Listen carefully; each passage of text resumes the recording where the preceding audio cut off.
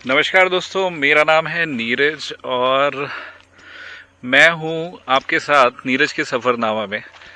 आज हम अपना सबसे पहला वीडियो शूट कर रहे हैं, वीडियो व्लॉग शूट कर रहे हैं। और आज मैं जिस जगह पे हूं उसे कहते हैं शिवधाम। ये है रायपुर से 17 किलोमीटर दूर पाटन रोड में। मेरे ठीक पीछे है ये, मैं आपको दिखाता हूँ।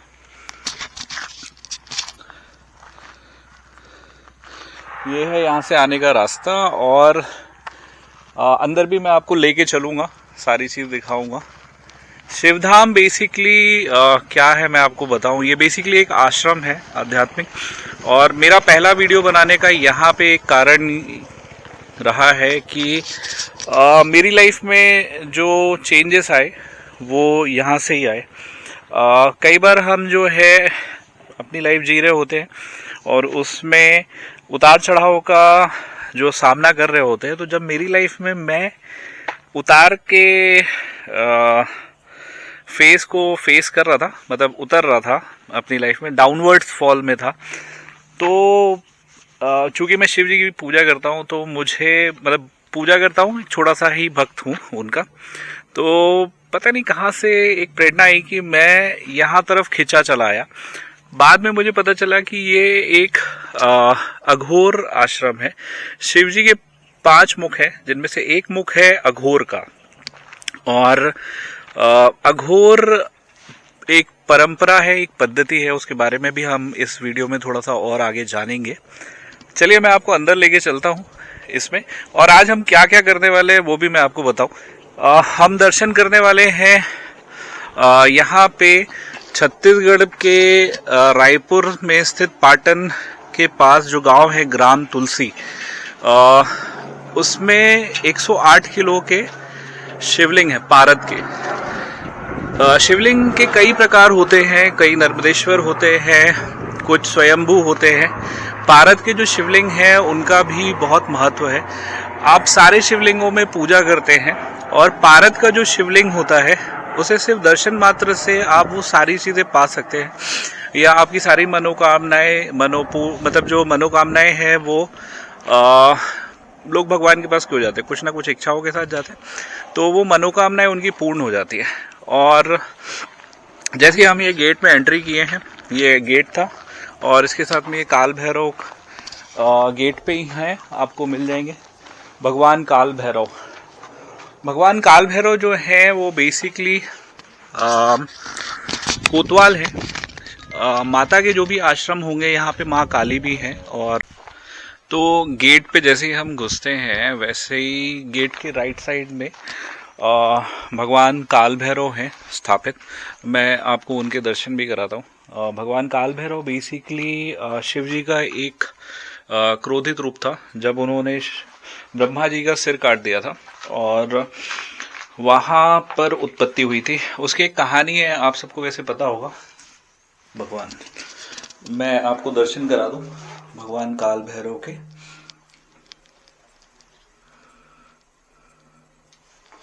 और ब्रह्मा जी का जब सर काट दिया था, एक्चुअली ब्रह्मा जी ने झूठ बोला था शिव जी को, और विष्णु जी और शिव जी में ना, विष्णु जी और ब्रह्मा जी में लड़ाई चल रही थी कि श्रेष्ठ कौन है। तो इस लड़ाई का जो है निर्णय के लिए शिव जी बीच में उत्पन्न हुए, और उन्होंने आप एनर्जी की एक बहुत बड़ी रेखा थी जिसको उन्होंने बोला कि आप जाइए ब्रह्मा जी को और विष्णु जी को और देख के आइए ऊपर और नीचे में कि मेरा जो है छोर या अंत कहाँ तक है।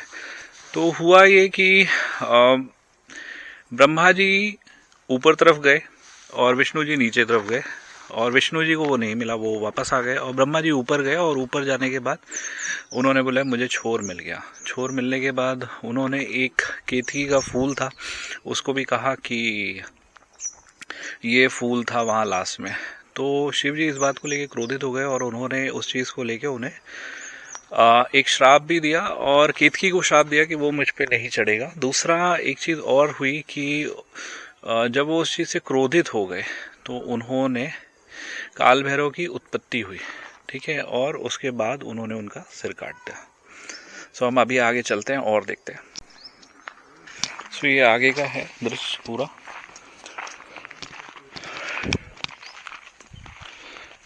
बहुत शांति है यहाँ पर। और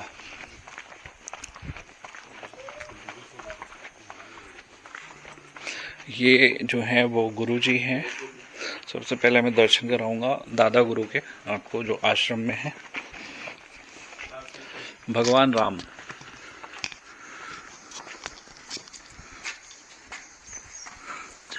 जय हो प्रभु। सो ये दादा गुरु हैं आश्रम में। आप यहाँ आइए, आपको एक अलग अनुभूति होगी। और जब तक आप यहाँ आएंगे नहीं ना, तब तक मैं जो कह रहा हूँ उसका अनुभव करना आपके लिए थोड़ा कठिन होगा। साथ में जो लोग भी आध्यात्मिक पथ पर प्रगति करना चाहते हैं, उनके लिए एक बहुत ही सर्वश्रेष्ठ जगह है। और वो यहाँ आने के बाद इस चीज़ को फील भी कर सकते हैं।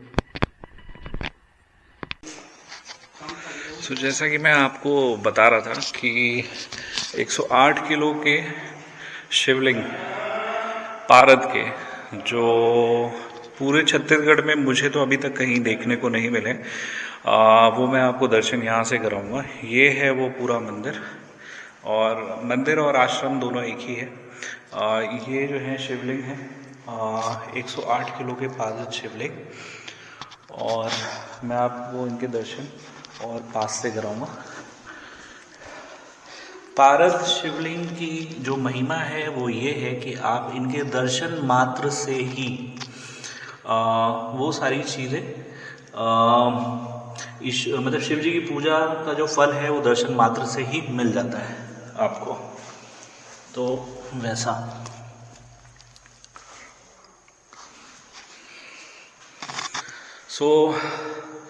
आप यहाँ आए ज़रूर, और 108 किलो के पारद शिवलिंग के दर्शन ज़रूर करें। एक कारण जो यहाँ था मेरा जाने का, ये एक आध्यात्मिक स्थल तो है ही है, उसके साथ में यहाँ पर जो जिन्होंने इस आश्रम को बनाया, और उन्होंने यहाँ पर इसका जो पूरा नाम है वो शिवधाम सेवा और शोध संस्थान है। और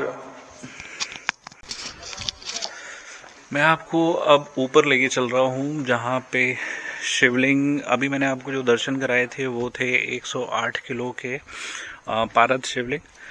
और अब मैं जो आपको दर्शन कराने के लिए लेके जा रहा हूँ वो ऊपर का जो फ्लोर है मंदिर का, जहाँ पे शिवलिंग जो है हमारे शिव जी, ये अघोरेश्वर महादेव, जय हो भोलेनाथ।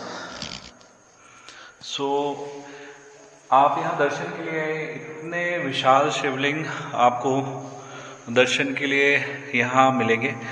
और यहाँ की जो किसी भी शिव मंदिर में जब जाएंगे ना आप, तो आपकी एक अनुभूति होती है, एक ठंडक, एक शांति, एक सुकून की जो आप अनुभूति करते हैं ना, वो आपको यहाँ मिलेगी। तो आप यहाँ पर ज़रूर आएं और देखें। साथ में यहाँ पे अघोर गणेश भी हैं। अघोर गणेश कम देखने को मिलते हैं पहले तो, और ये अघोर गणेश भगवान हैं। इनके दर्शन आप करें, दर्शन का लाभ प्राप्त करें। और माता पार्वती के भी मैं आपको दर्शन कराता हूँ। जय हो माँ। माता पार्वती के ये दर्शन। और मैं आपको एक चीज़ और बताना चाह रहा था, ये आश्रम में 108 किलो के शिवलिंग, फिर जो ऊपर हमने आपको अघोरेश्वर महादेव के शिवलिंग के दर्शन कराए, साथ में अघोर गणेश, माता पार्वती, और अभी मैं आपको इसी मंदिर पे नीचे माँ काली का जो मंदिर है वहाँ लेके चलूँगा। और साथ में एक जानकारी और देना चाहूँगा कि अगर किसी को किडनी स्टोन्स हैं या पथरी है तो उसका इलाज भी यहाँ पर फ्री में किया जाता है। यहाँ से कम 15 से 20 हज़ार लोग जो हैं अभी तक लाभान्वित हो चुके हैं। और अगर किसी को ऐसी कोई प्रॉब्लम है तो वो भी संपर्क कर सकते हैं। वीडियो बनाने का एक कारण ये भी था कि लोगों तक ये पहुंचे कि पहली बात तो कि अगर 108 किलो के शिवलिंग है तो वो दर्शन के लिए आए, जानकारी होना चाहिए। दूसरा, अगर इसी जगह पे आपको किसी रोग से या किसी समस्या से निदान मिल रहा है तो वो भी जानकारी होना चाहिए। और मैं अब आपको यहाँ का दृश्य दिखाता हूँ। वो खारून नदी जा रही है, खारून नदी बह रही है, और ये आश्रम का ऊपर से जो व्यू आ रहा है ये पूरा वो है। वो नीचे जो है उस तरफ माता काली का मंदिर है, अभी हम वहाँ चलेंगे। अब मैं नीचे उतर के आ गया हूँ, और जैसा मैंने आपको दिखाया था ऊपर से कि माता काली का मंदिर, मैं आपको अंदर के दर्शन भी करा देता हूँ। आप नवरात्रों में आएंगे ना यहाँ पे, तो नवरात्र में जो जोत जलते हैं उसके लिए भी आप यहाँ आ सकते हैं। और आप दर्शन करके जब जाएंगे तो आपको जो फीलिंग है वो मैं बयां नहीं कर सकता कि क्या फीलिंग आती है।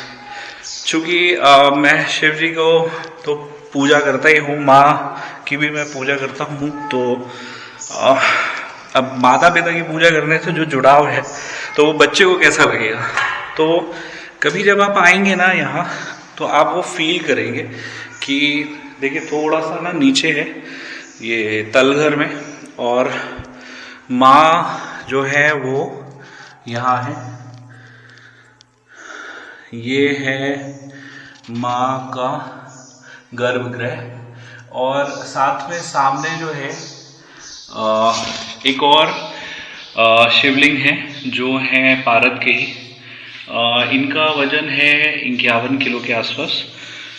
नॉर्मली एक शिवलिंग 108 किलो का जो है उसकी लागत जो है वो आती है करीब 25 लाख के आसपास।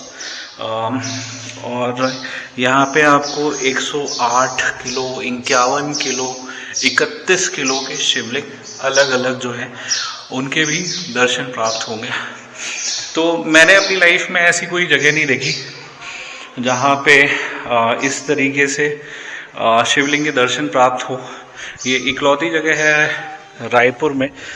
मुझे लगा कि इसे लोगों तक पहुंचाना बहुत ज़रूरी है।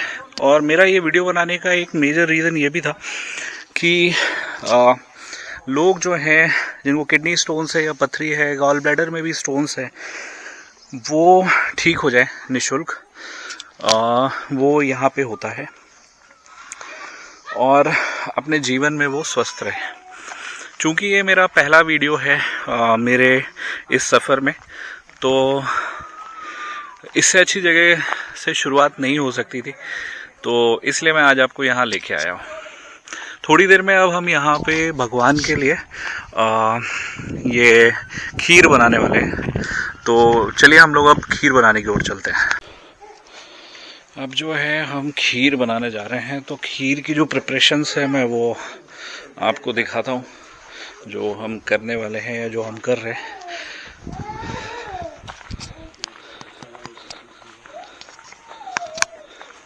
एक ही पैकेट आएगा तुम्हारा। अच्छा,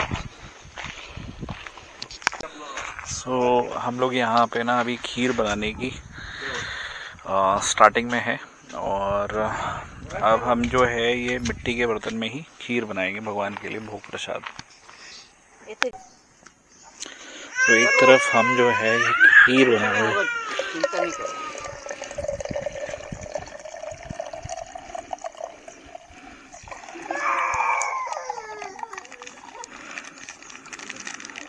वो लकड़ी कहाँ है? खोए वाला लकड़ी रखे धो दे। क्यों बताऊं, जब ये उठने का ना तो घुमाना पड़ेगा, नहीं दूध बाहर आएगा।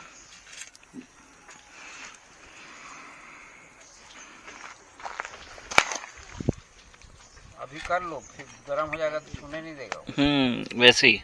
हाँ, बस छोटे बस परफेक्ट हो गया। हाँ।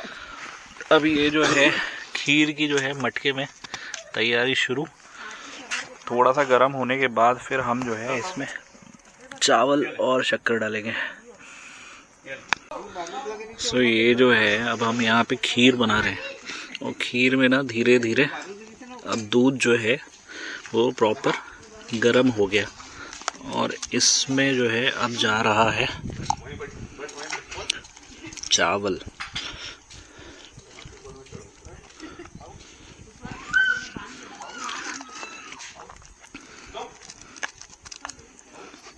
ये गया चावल। वो चावल धीरे धीरे इस आंच में पकता रहेगा। और शक्कर, अब ये गई शक्कर। खीर है तो चावल और शक्कर दो। हाँ।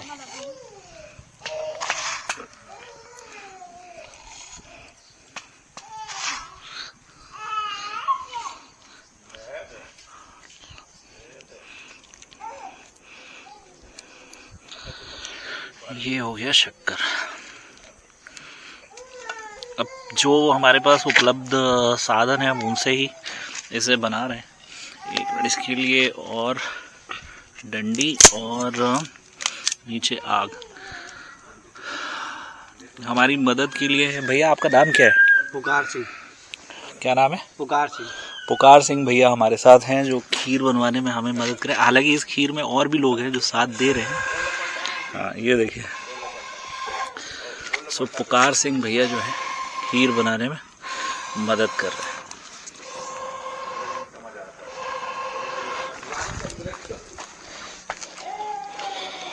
ये डंडी से मैं फिलहाल खीर जो है एक बार घुमा देता हूँ ताकि जो है प्रॉपर सब चीज़ें मिल जाए और भगवान का भोग जो है वो तैयार हो।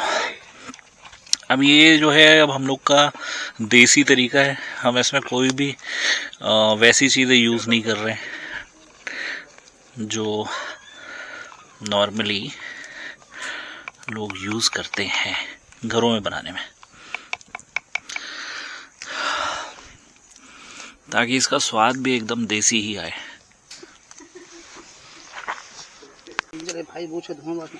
सो ये जो है खीर हल्की सी जो है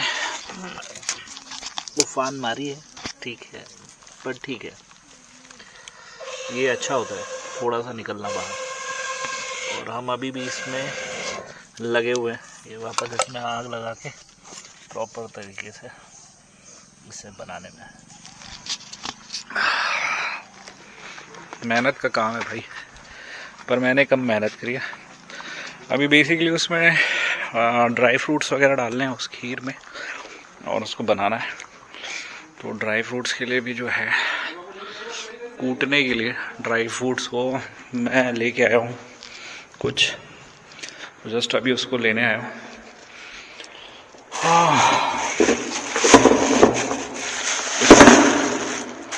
एक बार निकाल लूँ और फिर जो हमारे अस्त्र और शस्त्र बनाने में जो काम आएंगे और ड्राई फ्रूट्स को कूटने के वो, और खीर जो है ये पहले भगवान को भोग लगेगी और उसके बाद जो है सबको थोड़ी थोड़ी प्रसाद के रूप मिलेगी।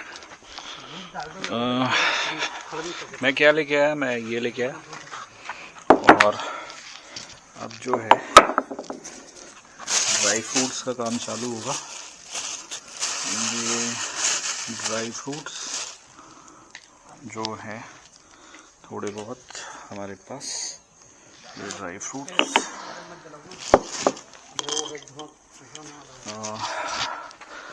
इसमें ये ड्राई फ्रूट्स को हम लोग अब कूटेंगे।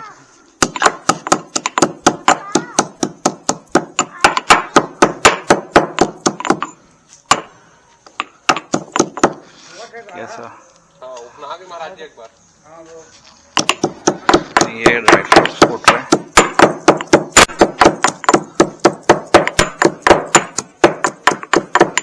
बादाम,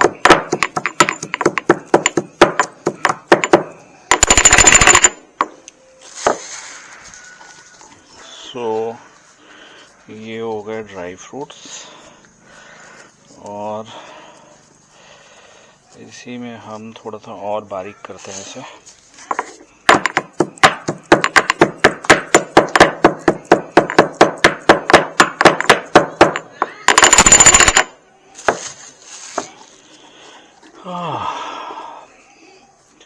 ये सब करने का भी ना अपना अलग सुकून है कि एक तरफ हम आए इस मंदिर में, आश्रम में, और फिर यहाँ खीर बनाए। और अभी मैं आगे ना बातें भी करूँगा, ठीक है, जो इसके संस्थापक हैं उनके साथ भी, तो ये सारी चीज़ें भी होंगी। और अब जो है इसमें ड्राई फ्रूट्स, ये जो है भैया बैठे हुए हैं, एक और हमारे साथी जो है वो हमारे साथ हैं, मदद कर रहे हैं जो हमें। और ये अब गया सारा ड्राई फ्रूट्स इसमें खीर में। सो खीर तैयार हो रही है धीरे धीरे और सब लोग लगे हुए हैं।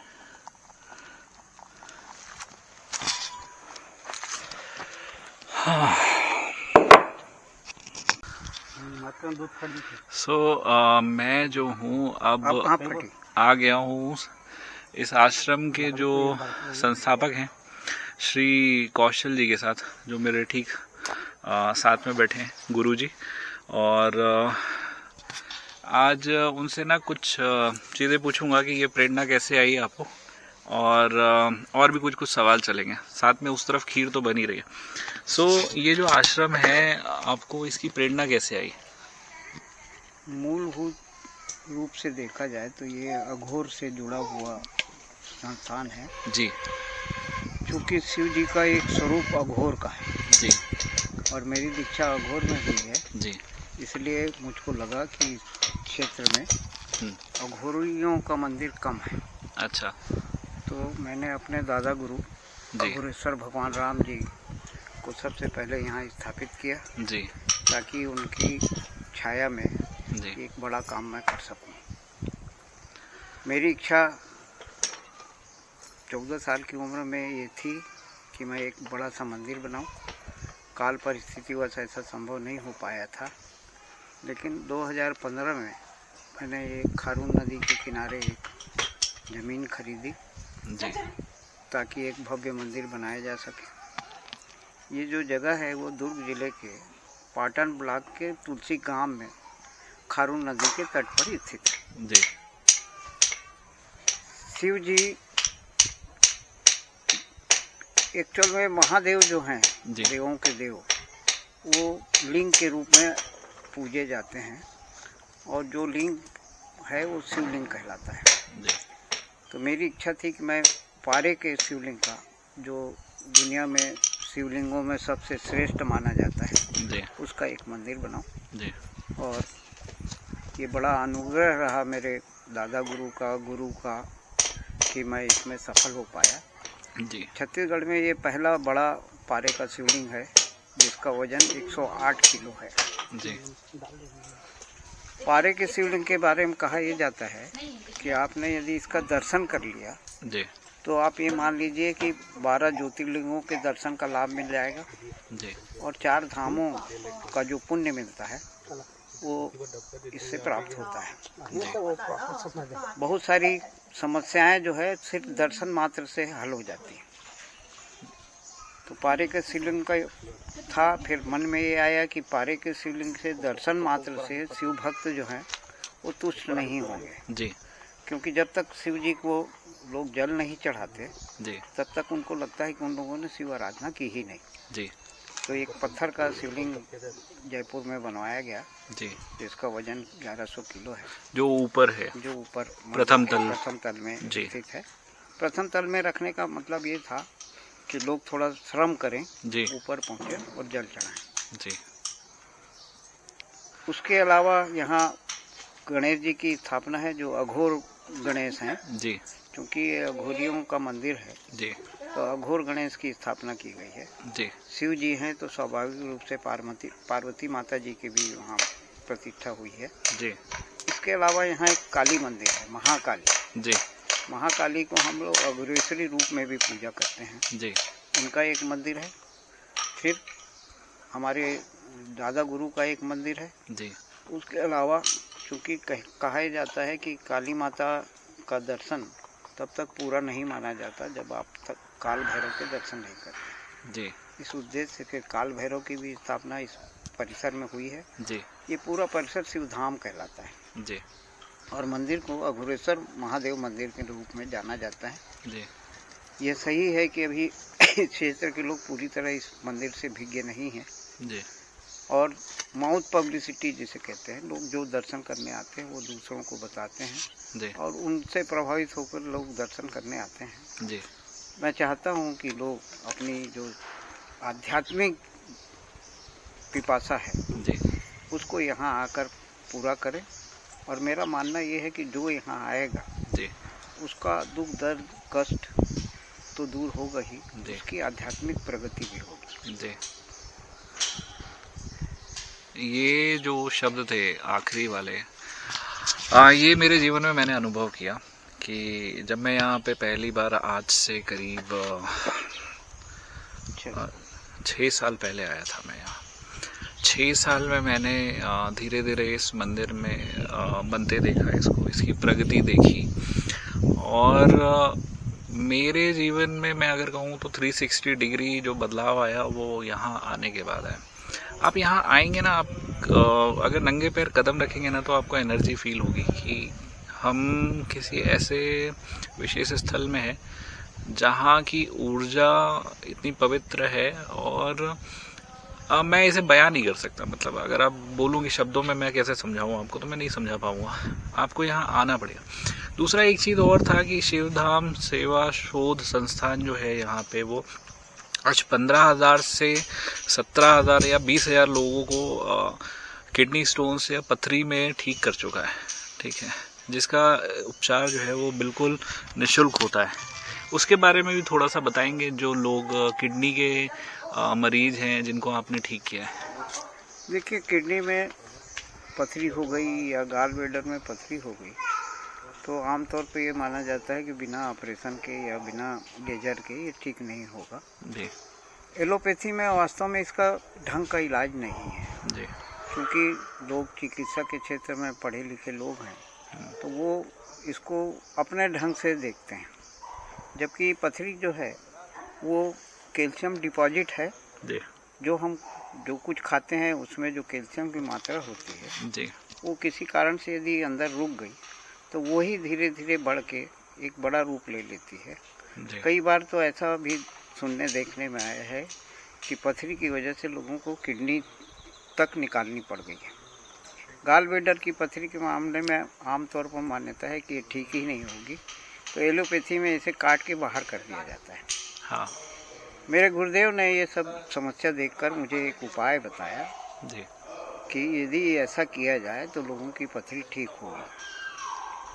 मैं पिछले 22 वर्षों से इस क्षेत्र में काम कर रहा हूँ और 13,000 से ज़्यादा लोग जो किडनी के पथरी के मरीज थे वो ठीक हो चुके हैं।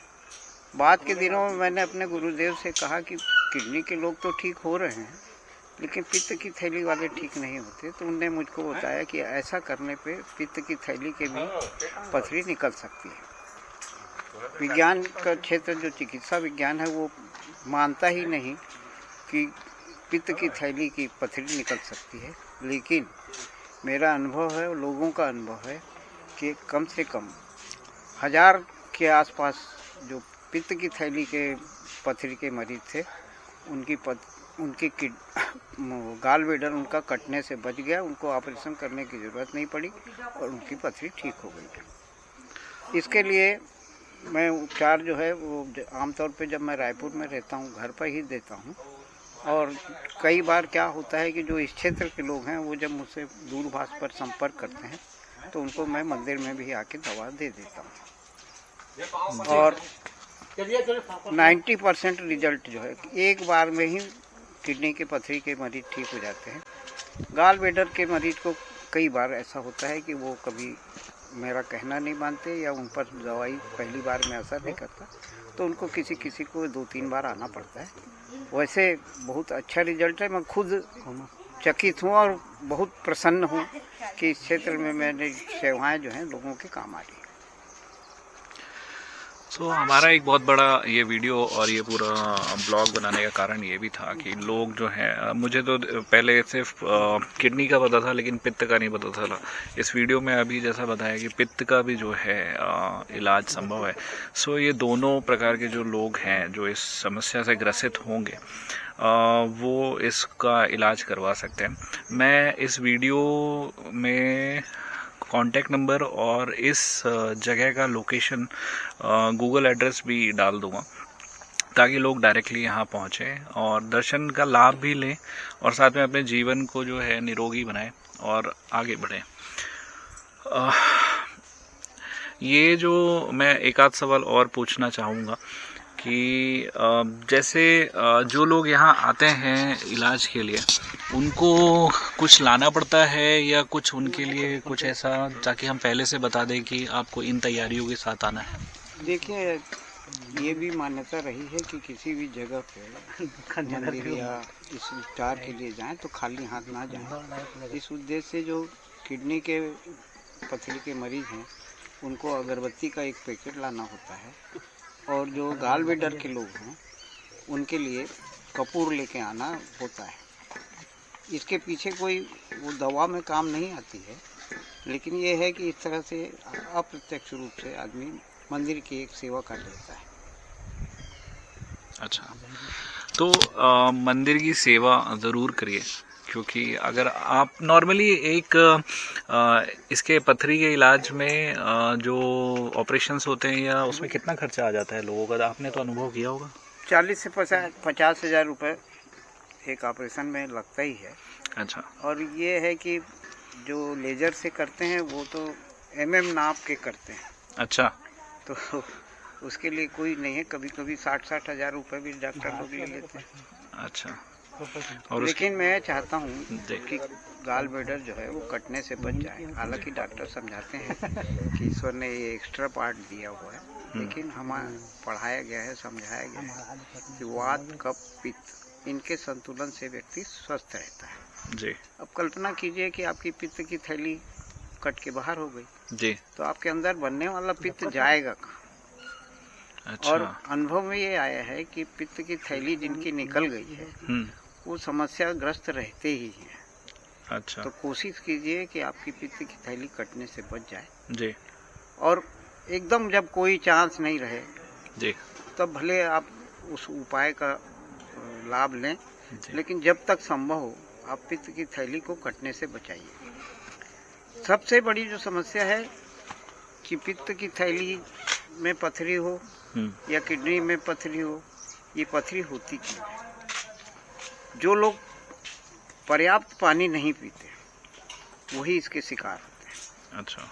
मैं तो कहता हूँ लोगों को कि पानी पीने में अलाली मत करिए। जी। जिनको किडनी में समस्या है उनको 10 गिलास पानी पीना है, पित्त की थैली वालों को 12 गिलास पीना है। यदि आप 10-12 गिलास पानी पीते हैं तो हो सकता है कि ये समस्या आपके जीवन में आए ही ना। तो कोशिश ये कीजिए कि आप शुरू से ही पर्याप्त मात्रा में पानी पीजिए और इससे बचिए। ये इसके साथ साथ पहले से ही उसकी कुछ प्रिकॉशंस हैं वो भी बताए गुरुजी ने, और साथ में जो है कि आप एक कपूर या अगरबत्ती का पैकेट जो है ईश्वर को चढ़ाएं और 50-60 हज़ार रुपये के ऑपरेशन में आप जो खर्चा करने जा रहे हैं, ठीक है, उससे तो आप निःशुल्क यहाँ बच ही रहे। ये पूरा जो है मैं आपको जो पूरा आश्रम दिखाया, फिर इसकी लोकेशन जो है रायपुर के पास है वो भी मैं आपको डाल दूँगा। इसके अलावा भी आपको अगर कभी कोई सवाल जवाब की ज़रूरत पड़े तो हम आपको इसके लिए इसमें मोबाइल नंबर देंगे ताकि जो है आप संपर्क कर सकें। धन्यवाद। हमारी जो खीर है ये तो पूरी बातचीत हुई। हमारी जो खीर है उसके बारे में भी मैं आपको स्टेटस अपडेट दे दूं कि फाइनली जो है हम लोगों ने जो आज ईश्वर के लिए यहाँ पे एक मिनट रुकिए, दिखा रहा हूँ मैं आपको। देख घुमा तो बन गई हो। ये जो खीर है वो दिखाइए पूरा जो है तैयार हो रही है।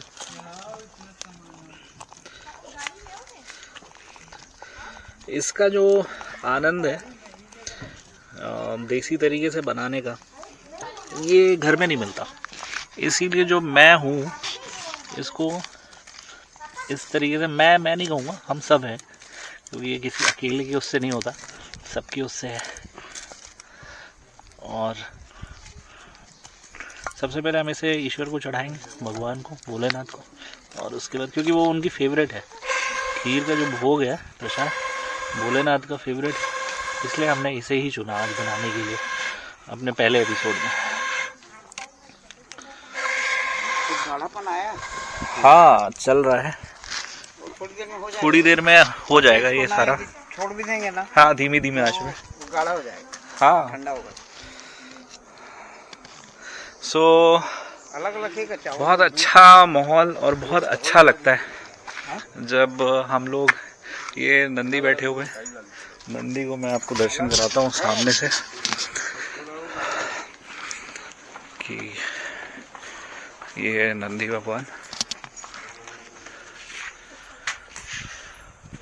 ठीक उनके पीछे ही खीर बन रही है और नंदी भगवान के ठीक सामने वहाँ शिव जी है। खीर जो है अब ऑलमोस्ट लास्ट स्टेज पे पहुँचने वाली है, तो उसमें इलायची जो है वो डालना ज़रूरी था। तो हमने जो है लास्ट चीज़ें जो है हमारी इलायची, और ये इलायची की तैयारी, इलायची डालेंगे अब उसमें, और थोड़ी देर में वो पक के जो है रेडी हो जाएगी।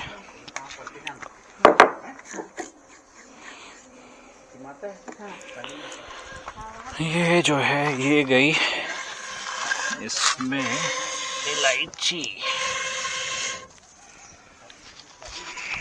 तो ये इलायची भी चली गई। फाइनल टच जो है अब खीर में आने के लिए तैयार हो गया।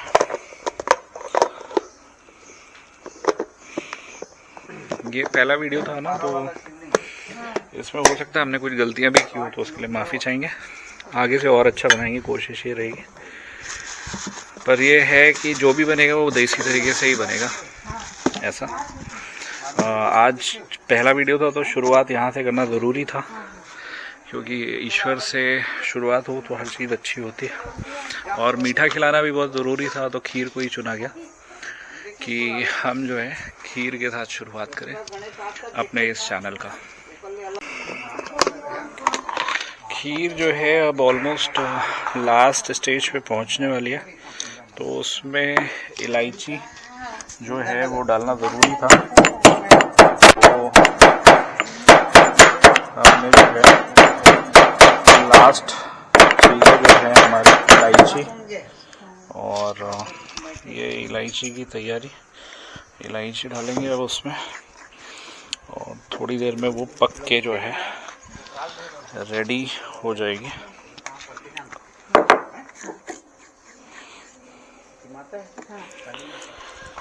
ये जो है ये गई इसमें इलायची, तो ये इलायची भी चली गई। फाइनल टच जो है अब खीर में आने के लिए तैयार हो गया।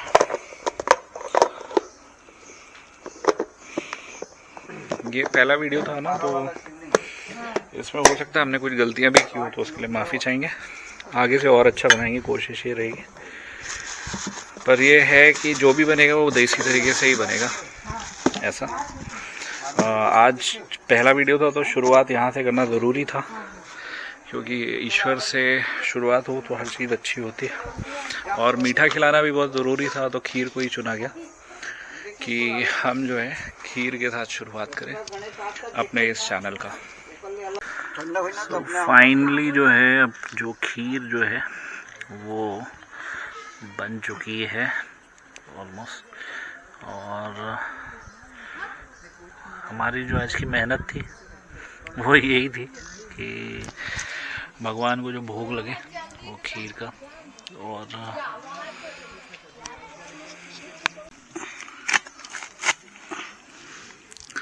अब जो है इसमें चावल को चेक कर लेते हैं कि पक गया है कि नहीं पक गया है।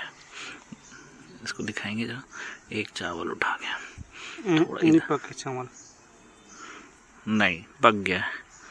चावल जो है पूरी तरीके से हो गया है, कंप्लीट हो गई है ये खीर, और चावल पक गया है पूरी तरीके से।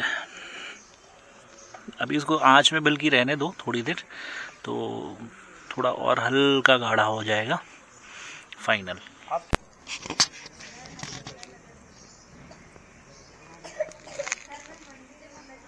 हो गया फाइनली, तो खीर बन गया है। और अब दोनों में जो है ये खीर, पहले एक ही दोनों में निकालो। हाँ पहले एक दोने में भगवान के लिए इसको ऐसे पकड़ना, बस हो गया।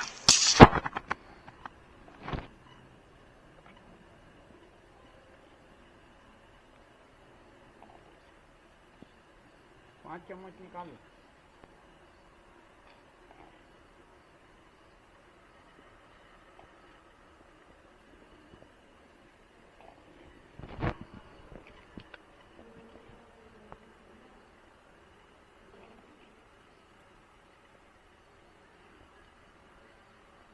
एक चम्मच और निकालो, 10 हुआ है। बस ये हो गई खीर। अब ये सरकार बाबा की लाइव। सो अब ये जो खीर है ये हम लेके जा रहे हैं सरकार बाबा के लिए।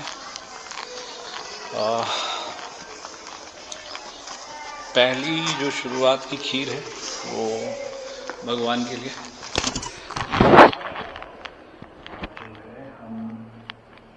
ये भगवान के पास यहाँ पे इस तरीके से खीर भोग के लिए रख दिया। हाँ, ये एक्सपीरियंस बहुत अमेजिंग था, बहुत अच्छा लगा कि कैसे जो है हमने थोड़ा सा सोचा कि हम इसको इस तरीके से करेंगे और ये हमने किया, अच्छा लगता है।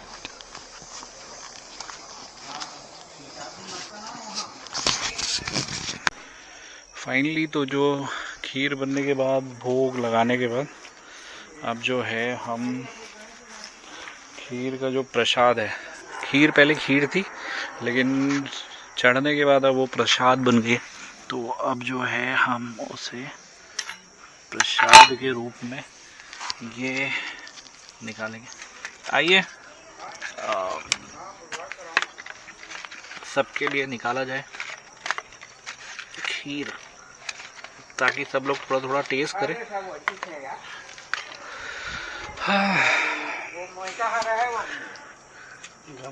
नहीं है, गरम नहीं है।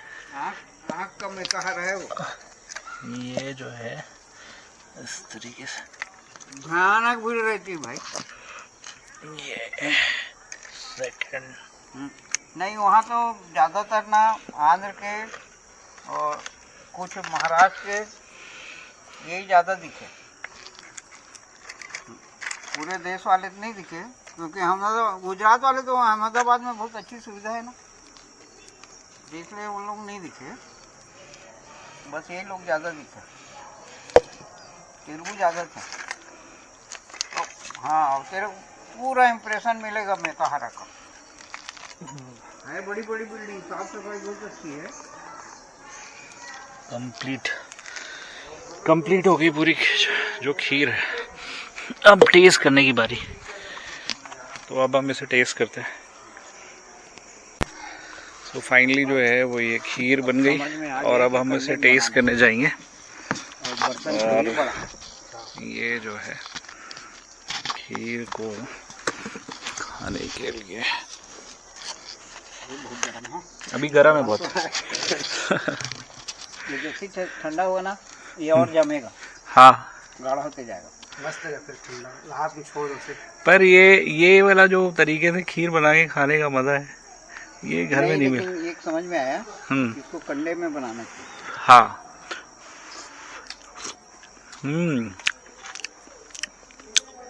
इसको क्या दबा रहा है मालूम है? हम्म। ये अच्छा क्यों लग रहा है कि शक्कर की मात्रा ज्यादा है? नहीं, कम है। नहीं, मेरे को ज्यादा लग रही। शक्कर एकदम परफेक्ट है। दूध गाढ़ा होगा ना अच्छा लग रहा मैं शक्कर खाता नहीं ना, इसलिए मेरे को ज्यादा लग रही है। लेकिन शक्कर और बाकी सारी चीज़ें एकदम परफेक्ट है। जो सौंधा सौंधा खुशबू है वो भी मिट्टी की, वो जो चढ़ा हुआ है वो- भोग का, वो उन लोग को ऐसे चम्मच मार देना। ना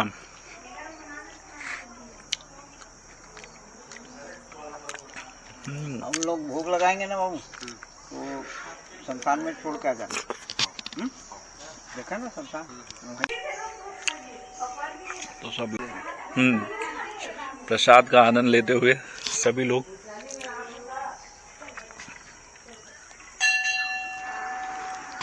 और ये और भी रखी हुई है।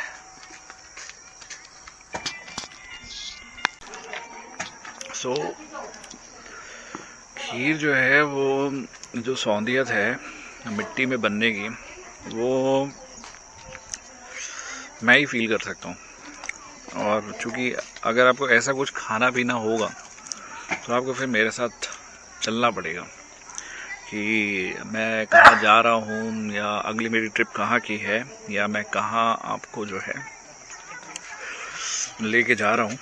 इसके लिए पहले से हमें बताना होगा और कांटेक्ट में रहना होगा, ताकि हम जो है अगली बार कहाँ के लिए ट्रिप करने वाले हैं और वो आपको पता रहे और आप भी हमें ज्वाइन करें। मेरा यही रहेगा हमेशा, देसी तरीके से हम जो है कुछ भी आर्टिफिशियल यूज़ ना करें और जितना हो सके उतना ऑर्गेनिक चीज़ें यूज़ करें और उसी को बनाएं और खाएं और आगे बढ़ें। सो ये जो खीर है पूरी रबड़ी बन गई है, मतलब टेस्ट रबड़ी की तरह आ रहा है। सो फाइनली हमारा डे जो था वो बहुत ही खूबसूरत भी था और अब जो है हम घर की तरफ निकल रहे। सो आज हमने खीर बनाई और खीर के साथ में हमने ये भी देखा कि पथरी का जो इलाज है और पित्त का जो थैली का जो इलाज है उसमें अगर स्टोन्स हो तो उसका आपको यहाँ निदान मिल जाएगा। सब्सक्राइब करना मत भूलिएगा और हम मिलते रहेंगे। मेरा नाम है नीरज और हमारी मुलाकात जो है अब जल्द ही होगी। धन्यवाद। Good bye, take care, bye bye.